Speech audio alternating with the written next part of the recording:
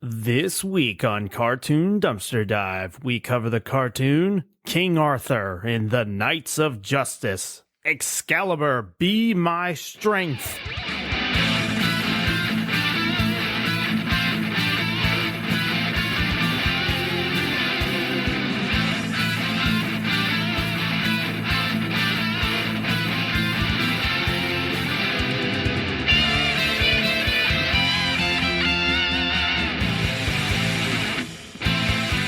Well, hello, Joel.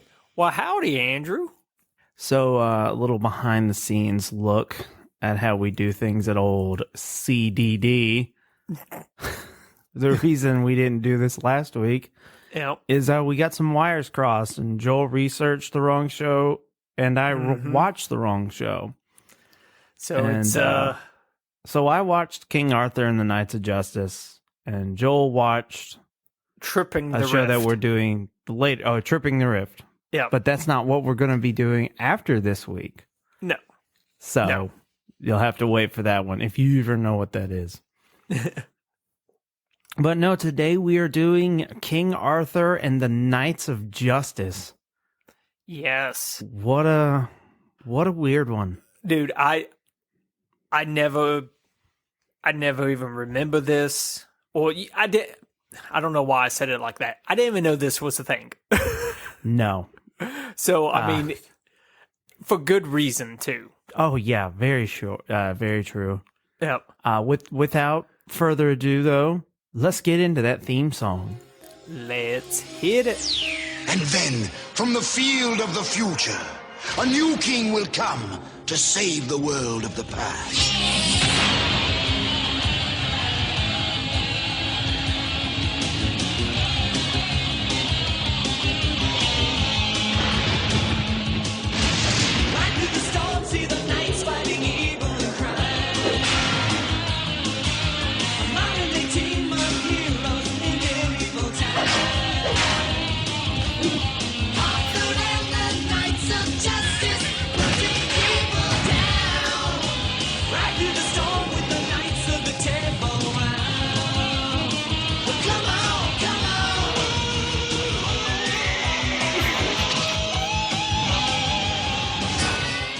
So much energy went into this theme song.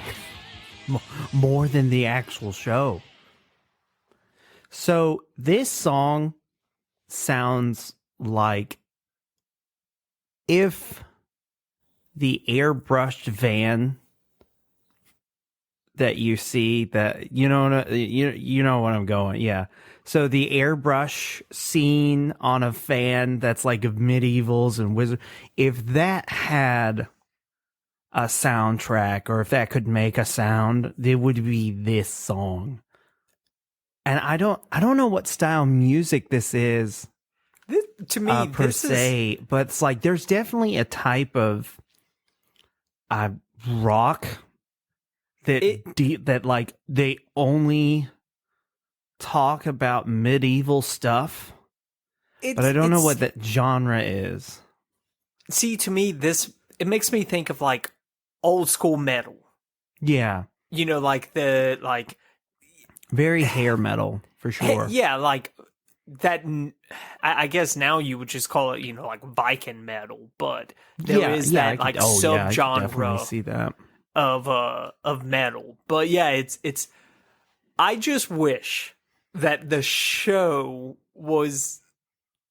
Oh yeah. The show was as awesome as the theme song. Yes, like we've ran into this before, you know. Just an ounce, like okay, this theme song. It's the beginning is ridiculous, but the song itself, it's pretty. The guitar, it's just a guitar.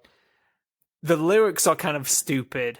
Oh yeah, no, I mean, it's So you know that meme where it's like a guy on TikTok does it, and there's a meme of a guy who's like, they're like, it's just a dumb show. You don't have to go too hard, and it shows like a piano on fire. That meme is this. So he's like, it's just a show about a football team that becomes the Knights of the Round Table and King Arthur. You don't have to try that hard. And he's like, I'm gonna fucking. This is gonna be my masterpiece. He's like, wait, did you say Knights of the Round Table? Metal.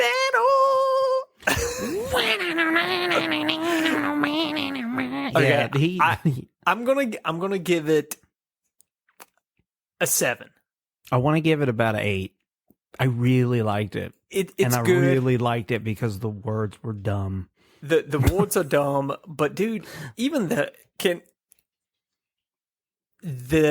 animation in even just the intro is not that good. They have a season 2 intro that's a little better. Okay. Not by much. Don't go crazy. But it's like Savage Dragon when we covered Savage Dragon, and it's like season 1 was like action figure season, and but with this one it's like a small bump. Like definitely not like not the improvement we saw in Savage Dragon's animation budget. I can't imagine that this show ever got to the point where they was not trying to sell action figures. No. But it's such a weird. So, speaking of such a weird concept, Joel, how did this show get made? Like, what kind of history do we have on it? Not much, Andrew. Really? To be honest with you, I mean, think about it. It's just the story of King Arthur, basically, just spruced up for modern day television at this point. Yeah. But so there's nothing about them being a football team? Or no. Okay. All right. So maybe this will help. The show aired September 13th, 1992, and ended in 93. So maybe that time period. Because think about it. This is the early 90s. You needed to modernize King Arthur and Knights of the Round Table. You need to explain how you're going to sell all these toys. And I just saw that they chose football because they needed a leader. And they looked to modern day. They looked QB, to modern day that's time. The king of the football field. He's the leader. He inspires the team. So they look to modern day time, and the closest they could come up with was a football it's not team. like you can do like a Navy SEALs platoon. You gotta dial it back a bit. For the kids, they'll kill it. They'll just annihilate them. There won't be a plot. Who's the best squad leader ever? I don't know. Some Navy SEAL Team 6 member. All right, get Bin Laden. The Knights of the Round Table with SEAL Team 6. We gotta Go! Those rock lords are just immediately like silently sniper rifled. Lord Viper's like, I don't even hear the bullets. Yeah. That's just that Robot Chicken sketch. That's all that is. So it was all done, produced by Golden Films, C&D, and Bobot Entertainment. Okay. Really, it was just a way to try to sell action figures. I mean, you watch this show, the intro. One of the best things about the intro, Andrew, was the lance. The guy who has the lance, and you think he's about to stab somebody, but no, a bullet shoots out of it. Like just. Yep. And I'm like, that was like one of those like push rocket launcher action figures. Do you think, behind the scenes, Mattel, who made these toys, do you think they had like some knights and some football guys, and they were like, okay, we need to, sell this stuff. We don't know what to do. And then there's like, what if we just do what we do best and make a show to hawk action figures at children. Because you're right, that like nobody like came forth. Like sometimes we'll see like a Reagan show, the shows that we call that sell action figures to toys. There'll be like a guy, like Street Sharks. His name escapes me, but he was like, I'm real big on saving the planet. And I think these mutated sharks can really show kids that the environment matters. Yeah. And they're like, sure, fuck, okay, we'll greenlit, we'll make it a show. But this one doesn't really have anybody who's like, it literally their passion project behind it. No, it literally was just a bunch of companies got together. Just, hey, let's sell toys. And hell, you could be right. It could have just been Mattel. Maybe they got, like, maybe there was a night show that got booted, and they're like, well, we've already made all these night toys, and we've got the same thing with football toys. Like, what's going on? And maybe they just decide to mash them all together. Yeah, it doesn't look like the people who created it. They're just like their main things are like they're from investment. Yeah, corporations like Diane Eskenazi and Jean Chaplin. They're just like behind the scenes guys. Yeah, they're not really like writers. I'm sorry. Even in the 90s, I feel like if you was retelling the story of King Arthur, one of the oldest stories, it feels like known to man. Mm-hmm. You're not doing it because you've created something new. No, you're not. You're not doing it. You're doing it because you have a free IP that you don't have to try that hard with. That's why you're doing this. Exactly. And kids love football, and kids love knights. I think they was just like, what is the most American thing at the time that boys are going to love? Well, good old football. Yeah. You know, everybody wants to be Dan Marino. Let's do it. Let's do it. I mean, I did want to be Dan Marino back in the 90s. Who am I kidding? Thank you. Are you sure it wasn't just you who wanted to be Dan Marino? It might have been me. Because I don't know too many children our age who were just like really about the Miami Dolphins, but I could be wrong. Andrew has just alienated like all of the Miami Dolphin fans, all two of them. If they haven't figured out that, if they're still listening and they haven't figured out that I'm the least qualified person to talk about sports, that's kind of on them at this point. Yeah. So Andrew, you mentioned that, you said you just looked up at the actual names behind it. They're all like a part of investment groups. Did they actually get any bigger name people to voice act in this? I figure it would probably save money. They got the regular crews. Okay, gotcha. Not Jim Cummings, so I think this is a cartoon dumps to die first, Andrew. It's not, but it's very close. It's very rare that you don't see him in something. But the voice cast for King Arthur and the Knights of Justice are Jerry Chalk is Lord Viper, Sir Brick, Sir Phil, Warlord Bash. Scott McNeil is Sir Tone, Warlord Axe, Warlord Blackwing, Lance, and Tone's dad. Jim Burns is Merlin. Mark Hildreth is Sir Gallop, Sir Trunk, Sir Zeke, Squire Evert. Kathleen Barr is Queen Morgana. Lady of the Table, Queen Guinevere. Michael Donovan is Sir Darren, Sir Lug, Warlord Hammer, Squire Tyrone, and game announcer, finally, Andrew Cavadas is King Arthur and Arthur King. Best. That name, so dumb. We'll get into it. I can't wait.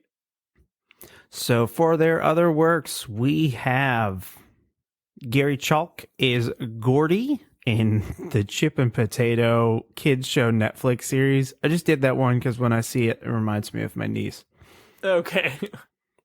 Scott McNeil is Bull Sharkowski, and my gym partner is a monkey. Okay. Jim Byers is Joe Dawson in the Highlander TV series. Mark Hildreth is Pastor Tom Hale in Resurrection. Kathleen Barr is Dot Matrix in the Reboot series. Hey. Michael Donovan is Bizarro in JLA Adventures. And finally, Andrew Cavadas is a Norseman in the 1999 film The 13th Warrior. I love that film. Oh, really? You've seen it? Dude, that is one of the better, like, Viking films ever. It's got, okay. Who was that? I think it was Antonio Banderas in it. Ooh, okay. Dude, it's nice. Perfect. So, if you are really hankering to watch this show, if this is a nostalgia trip for you, my first advice, leave it in the back of your mind. Keep that memory pure. This is one of those shows where you're like, I loved it. You go back and watch it, you're like, fuck.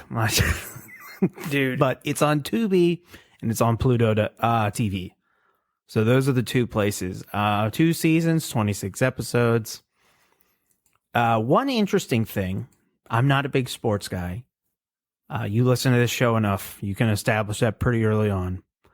There are no professional football teams in the NFL with the Knights. There's no Knights football team. So, no.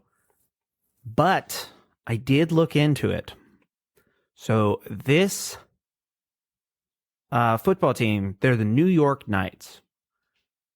And there was a football team for arena football called the New York Knights. So I like to pretend that that's the reason nobody in this show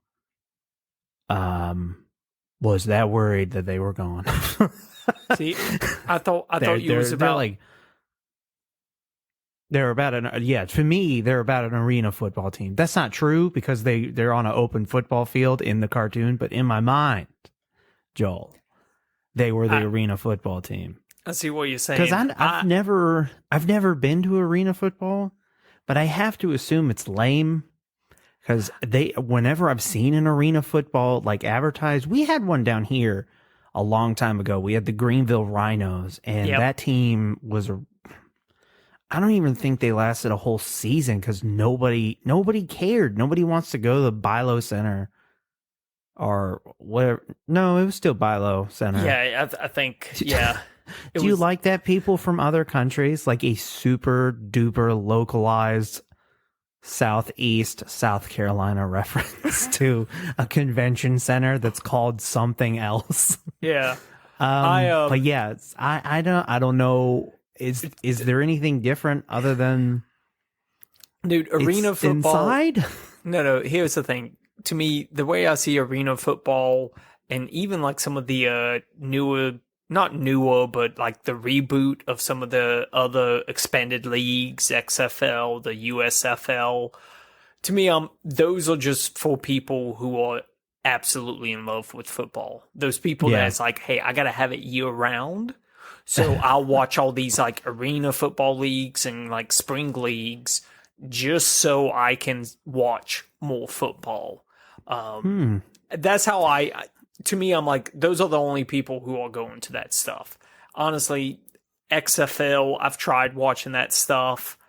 I don't know. There's just no connection for it. Yeah.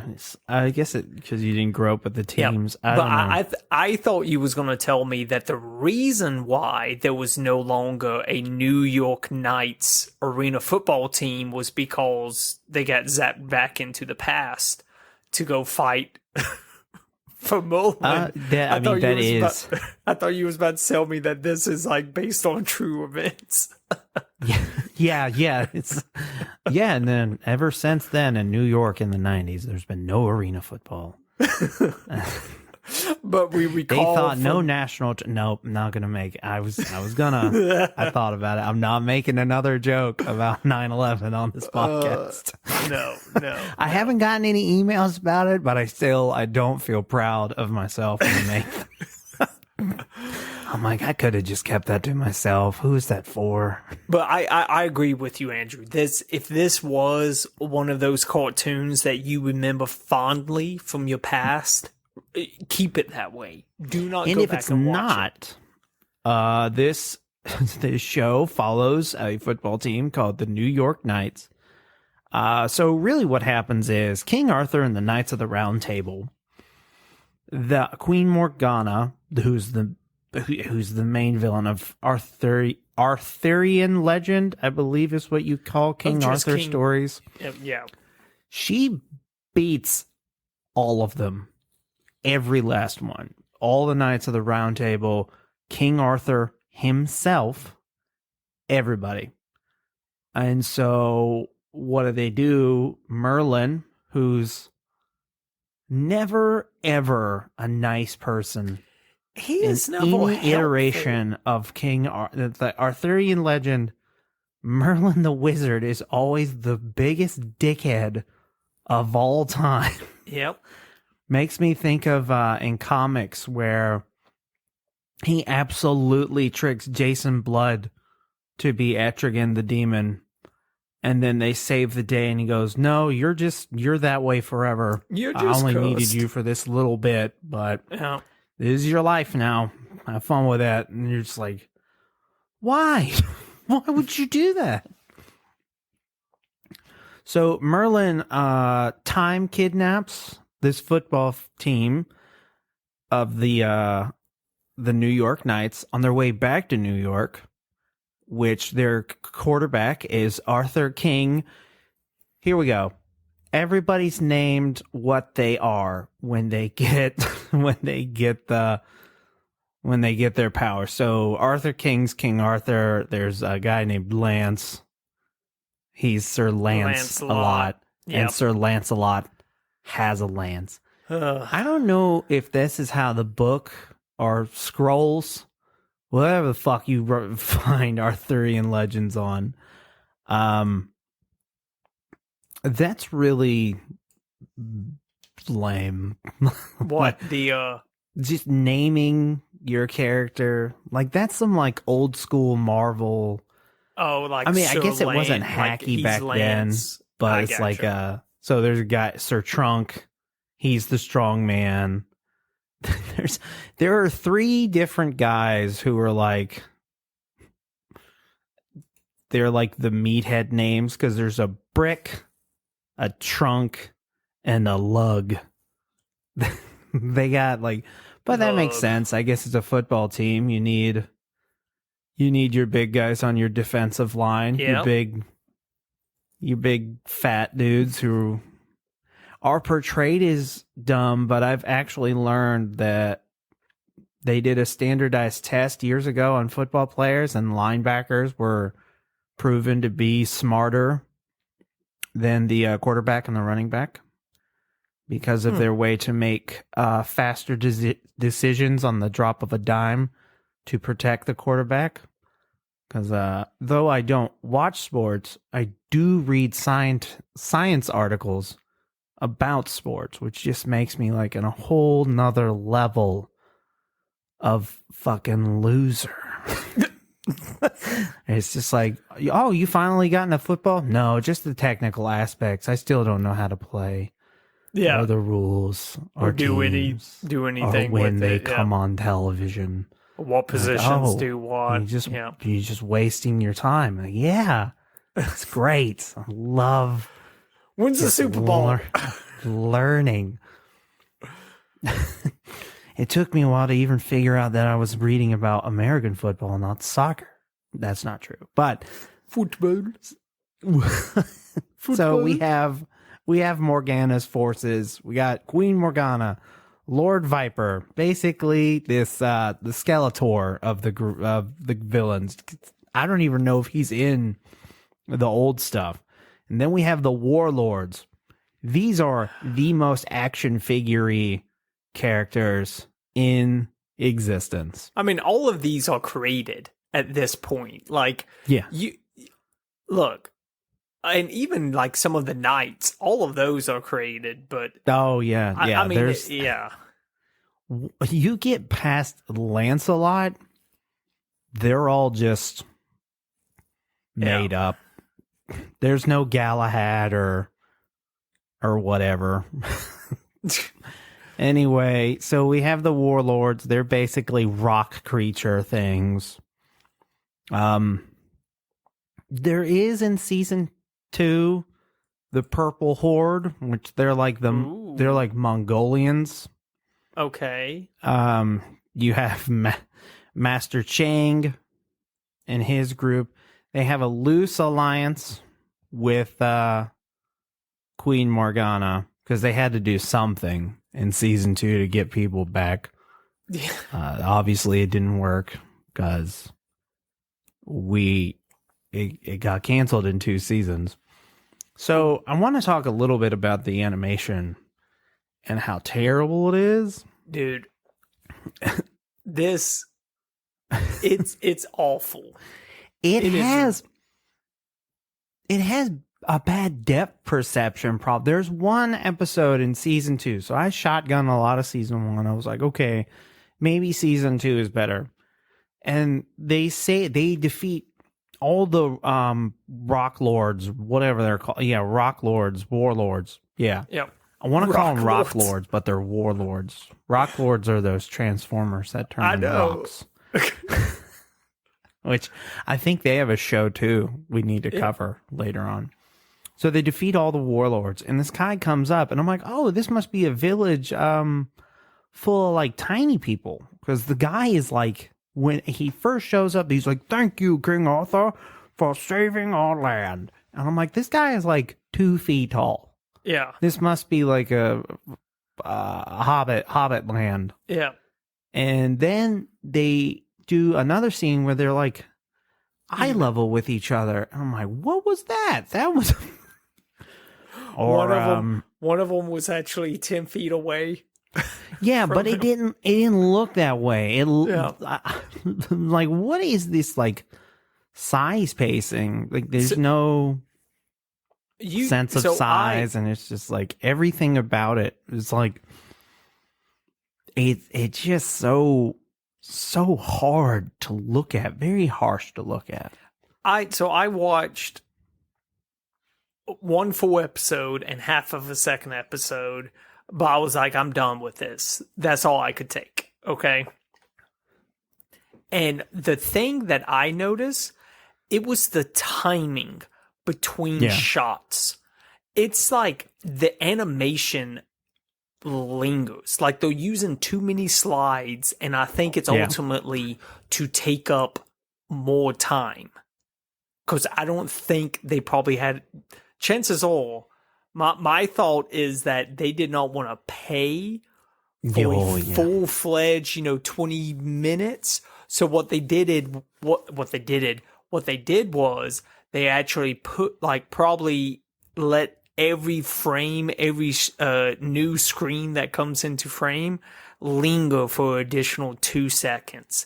And it makes the timing way off. I remember in the very first episode when they're doing all the changes, when they're giving everybody their knight's name, there was one scene where there was it was still for a solid 3 seconds, and then things started moving. I think this one holds the record for the longest animation sequence to save money I've ever seen. I swear. Because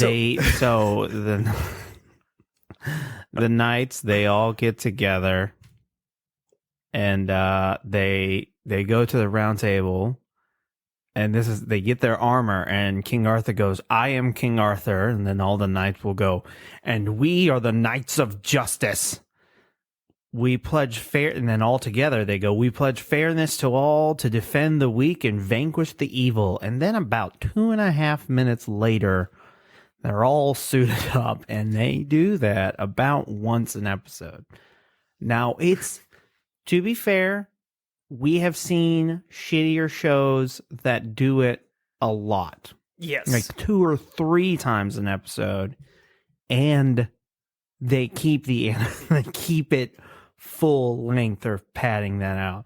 That's a little shitty Saturday morning animation secret for you first time listeners. That's why they do the transformation sequences. Saves them mucho dinero. I don't know why I did that in front of the camera. No one can see it. The video. Yeah. Nobody's gonna see that. I did it for you, Joel. He did the money side. I did the money thing. He did the Johnny Manziel for you football fans. There you go.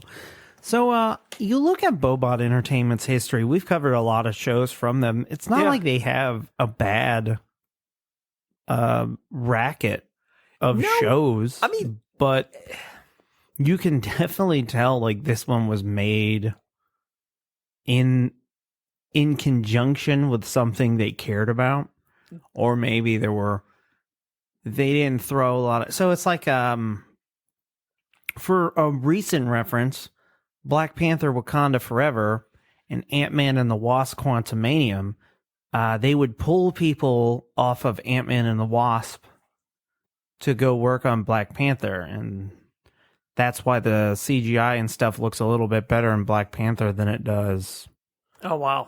Quantumanium. Or that's the main complaint people have. Gotcha.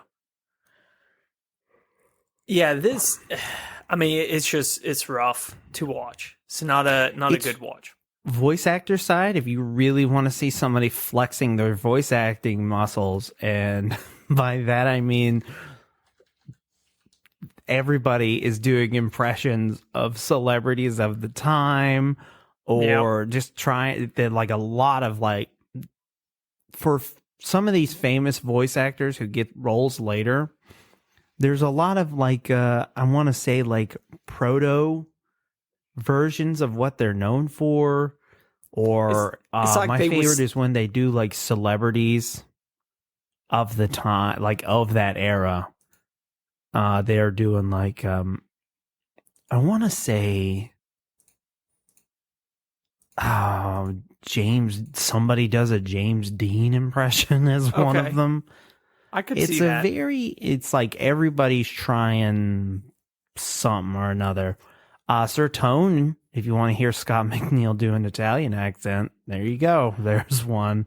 Just like, it's a really good, like, demo tape for a voice actor, I think. I think they was just practicing. They was using this show as using it as paid for practice, and I don't blame them. Just going to test some things out. I do have to ask, because like I said, I watched the first episode, made it halfway through the second episode.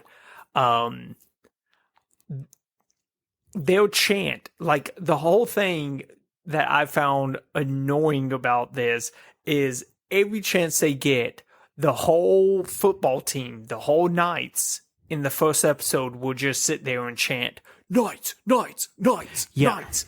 Well, that's what football people do, don't they? Does that last? Like even in season 2, are we still getting Knights, they're Knights. It's like every chance they get, they're like, hey, we need to just delay the scene another 5 seconds, whatever it is. Knights. Yeah, Knights. if they win the day, it's always Knights. Oh man. But I mean, there's so much of this show that you could just like, I feel like there is something there. I don't know if you keep the football team aspect or what. There was nothing there. The only thing that you are feeling there is the story of King Arthur that everyone knows. Also, the Lady of the Lake is the Lady of the Table. I don't know why that bothered me so much, but I know what you're thinking, Joel. Yes. Did this show have a proper ending? Did it? It did, but it's not in the actual show. Okay. In 1995, produced by Enix, a video game was produced for the Super Nintendo, and it is the final to the series, and the Knights football team are able to return back to their own time, so you can rest easy knowing that they are safe. I'm sure there was 10 die-hard fans that video game, helped them sleep at night because this of that. Series also has made 2 lists. Okay. The show was ranked first on the top 10 most ridiculous adaptations of Arthurian legend in 2009, and by Topless Robot, and as well as the 15 most WTF adaptations of King Arthur by Screen Rant. So it's not lost on people that this is the strangest version of King Arthur there ever was. All because they just wanted to sell action figures. That's it. Of course, man. That's the name of the game. Money, money, money. Yep. So, Joel, I believe it's time to move to your new reoccurring segment. Reviews that treat this show like a king, and then reviews that give it justice. All right. I like it. Yeah. That was good. That was good. So could not find like a low one out of this. You couldn't find a low one? Dude, this not the only people that are reviewing this are people who actually probably like it. That's honestly a good point. That when we look for the reviews, and it's like, especially with the show, you'd think we'd learn by now. The only people who remember this shit are the ones who like it. Like, anyone else would be like, what are you talking about? And plus, the youngest review on IMDb is still 11 years old. Oh, wow. Yeah, so it's, this show isn't coming up on like any like some of the best, old cartoons to watch or anything. No. There's a reason it's on Tubi for free. Yeah. So this is a 10 out of 10 titled, Andrew, Excalibur, Be My Strength. This show was so freaking awesome. It was too bad it was so underrated, or else it would still be on. The story was great, and the character were just awesome. I'm sorry, I saw your face when I said still be on. I'm sorry, I'll start over. This story was great, and the character were just awesome. The crowning point of the show was the various weapons used on both sides of good and evil. Battering rams, spirit animals. One of the big guys could fly. Now that is awesome. Very good show. I definitely recommend it to anyone who loves action. Sounds like to me whoever wrote this just likes to collect action figures. Probably. I think he has. So I was so lost on seeing this show. We've had this suggested to us so many times. Ah, shit. It is almost near the end of the episode. I just remembered this was a request. It was. Well, you're getting a shout out now, Brian. So guess what? This was requested to us by Brian Johnson. He did not email us back for a shout out, but this episode for you, here's buddy. To you, Brian. We'll shout out your family. Woo. How you doing? How's your mother? I'm sure she's well. Whoa, that my mother you talking about? That's my mom you're talking about over here. Yeah, not a lot of them had New York accents. I just want to point, like, the King Arthur, it'd be way funnier if they were all like Brooklyn, like, hey, Lloyd Viper, I got your frickin' Lancelot right here, or something like that. That'd be hilarious. That's the show. Yeah. Like a bunch of, like, very Italians from New York. Why not? That's a movie. No, here's your movie, Andrew. You'll like this. How about instead of Merlin finally does something good for once, and he's like, you know what? I'm sick and tired.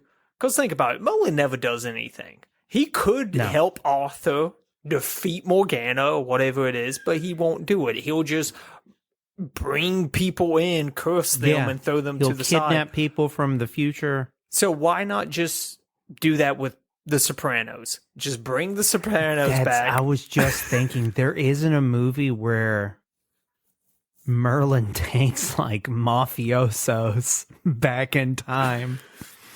And then so what he tells these people, these mafia mobsters, is, hey, you're the new king of this country, of England. Here's the keys to it. They would love that. The frickin' king over here. He says, "You see this? I'm the king. I'm the king." But that's it. That's the 10 out of 10, Andrew. I'm gonna make the lady of the lake my guma.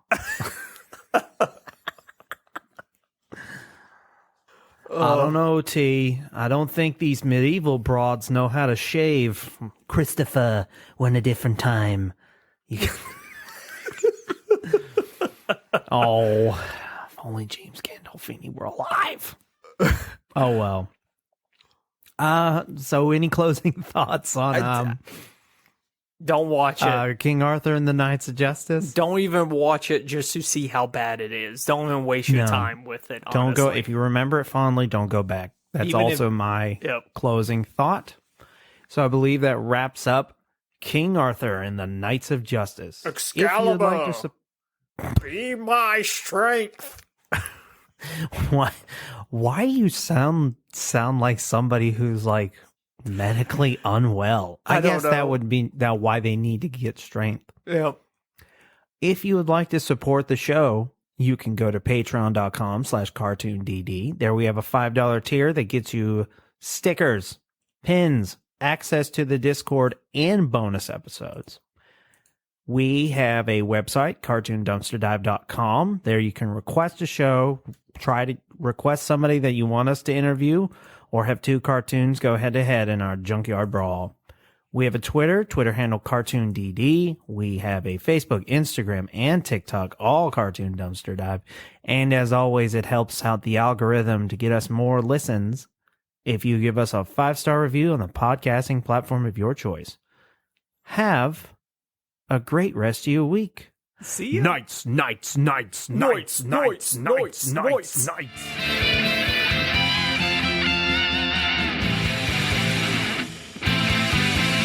I could see that in a smut book about King Arthur. About like he's about to blow his load too early. Yep. Yeah, and he's like, Excalibur, be my strength. Yeah, I can see that for sure. Oh yeah.